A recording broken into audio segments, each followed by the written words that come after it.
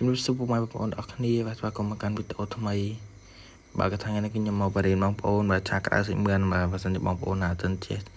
ធ្វើបាទអាចមកមើលវីដេអូរបស់ខ្ញុំបានបាទកថាថ្ងៃនេះគឺយើងមានមឿន2ក្បាលបាទយើងយកមកឆាក្តៅមឿនបាទហើយនឹងបាទលីង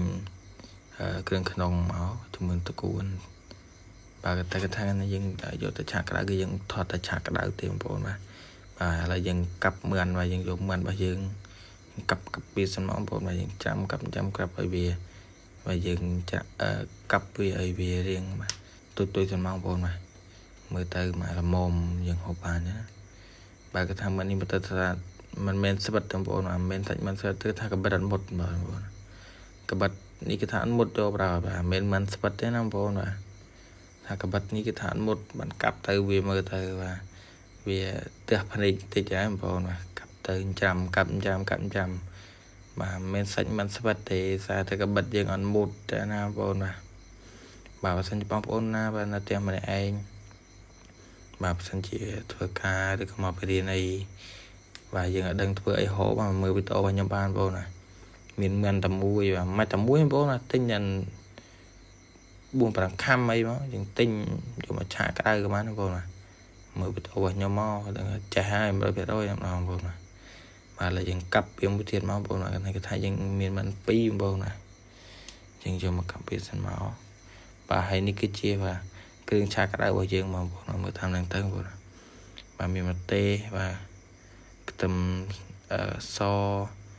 បាទដេងក្រូចកុលក្រៃបាទម្រះព្រៅអូបងប្អូនមើលតាមនឹងទៅបាទនេះគឺជាគ្រឿងឆារបស់យើងបាទខ្ញុំថតបងប្អូនមើលបាទឥឡូវយើងមកមើលសាច់មាន់របស់យើងសិនបងប្អូនបាទយើងកាប់ទៀតបងប្អូនថាក្បិតយើងអត់មុតតែវាបាក់រៀងកាប់តិចរៀងកាប់ឥឡូវយើងសលៀងហើយយើងកាប់ទៀតបងប្អូន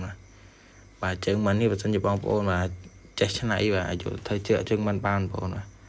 បើសិនជាបងប្អូនចេះឆ្នៃយ៉ាងណាតែបើខ្ញុំនឹងឆ្នៃស្អីបងប្អូនបាទជើងមាន់មានតែ4-5នឹងឆ្នៃទៅចេញ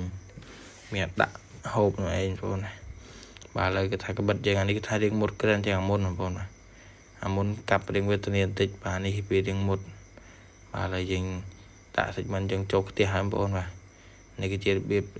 ឆាក្តៅមកយើងមិនចាក់ខ្លាញ់ទេណាបងប្អូនបាទមិនចាក់ខ្លាញ់យើងចាក់វាចូលឲ្យយើងរងាស់វាចេញទឹកសិនមកបងប្អូនបាទយើងទុកវាចោលឆាចុះឆាឡើងឲ្យមើលទៅវាហូតទឹកចេញពីសាច់សិនមកបាទបងប្អូនយើងឆាត្រឡប់ចុះត្រឡប់ឡើងត្រឡប់ចុះត្រឡប់ឡើងសិនមកបងប្អូន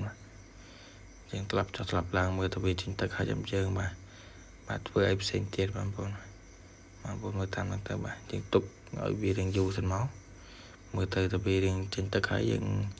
បាទឥឡូវវាចេញចាប់បានចេញទឹកតិចហើយយើងចាប់បានដាក់គ្រឿងរបស់យើងដាក់ប្រេងខ្យងហើយយើងដាក់ប្រេងខ្យងហើយចាំយើងកូរចុះកូរឡើងត្រឡប់ចុះត្រឡប់មកបងប្អូនបាទយើងមិនទាន់ដាក់អីផ្សេងទេបងប្អូនដាក់ប្រេងខ្យងសិនមកបងប្អូនដាក់ប្រេងខ្យងបើយើងឆាចុះឆាឡើងត្រឡប់ឡើងសិនមកបងប្អូន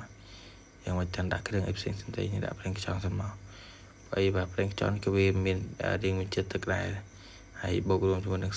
ទឹកជាតិទឹករបស់យើងចេញខាងក្នុងសាច់ផងយើងងាស់វាទឹកជាតិសិនក៏បានបងប្អូនទុកវាចោលសិនមកចាំយើងដាក់គ្រឿងតាមក្រោយចឹងណាបាទនេះគឺជារបៀបឆាក្តៅរបស់ពួកខ្ញុំបាទបើសិនបងប្អូនណាបាទចាស់ពីរបៀបផ្សេងបាទអាចក្នុងវីដេអូនេះបានឥឡូវយើងដាក់ស្រូវដីចូលហើយបងប្អូនបាទស្រូវដីហើយបាទយើងកូរចុះកូរឡើងឆាចុះឆាឡើងត្រឡប់ចុះត្រឡប់ឡើងទៅបងប្អូនយើងឆាចុះឆាឡើងសិនមកបងប្អូនបាទហើយឆាក្តៅរបស់យើងគឺថាมันសូវជាពិបាកធ្វើប៉ុន្មានទេបងប្អូនងាយទេមកហូបនេះយើងបាទដាក់តែប្រេងខ្យងហើយយើងដាក់តែស្រូវដីមកហើយយើងឆាចុះឆាឡើងសិនមកបាទឥឡូវយើងតារារបស់យើងនេះគឺថាมันហូបបាយទេហូបតែមីតែម្ដងបងប្អូនបាទហើយយើងបន្ទាប់ពីយើងមើលតារាយើងហូបមីហើយយើងមកមើលឆាក្តៅរបស់យើងវិញសិនបងប្អូនបាទឥឡូវឆាក្តៅរបស់យើងមកចាប់ផ្ដើមចិនហើយបងប្អូនបាទឥឡូវយើងឆាចុះឆាឥឡូវយើងដាក់ម្ទេសហើយដាក់បាទគ្រឿងដែលបងប្អូនឃើញបាញ់មិញហ្នឹងយើងដាក់ចូលមកទាំងអស់បងប្អូនបាទយើងថែមថយគ្រឿងតាមតែចំណងចិត្តរបស់យើងចិត្តម្ទេសច្រើនដាក់ម្ទេសច្រើនដាច់ចិត្តតិចថាពួកខ្ញុំអត់សូវប៉ិនម្ទេសទេបងប្អូនគឺខ្ញុំដាក់តែ1 ម៉ោមហូបបាន bởi những cái chia hạt về người bao giờ mà bồn mà chung cổ xa thì đó ngay này bồn mà bởi thay chắc ra những cái chia và một hộp để thang nghi suốt phơm phật để chẳng á bồn mà nghi suốt phơ không thêm một hộp để nghi suốt phơ hay dân trong này tích hay trong này bê liệt tích đem bồn mà hay dân có chấp bàn nhằm đấy bồn thời chia hạt hay trong các bạn được có nghỉ sang các bạn bồn mà hay cái chia một hộp tha bóng bồnនៅប្រទេសកម្ពុជាយើងពេញយមហូបទេបងបាទសូមអរគុណបងប្អូនសម្រាប់ការតាមដានទស្សនាវីដេអូពីដើមដល់ចប់បាទសូមអរគុណបងប្អូនមកជួបគ្នាវីដេអូក្រោយ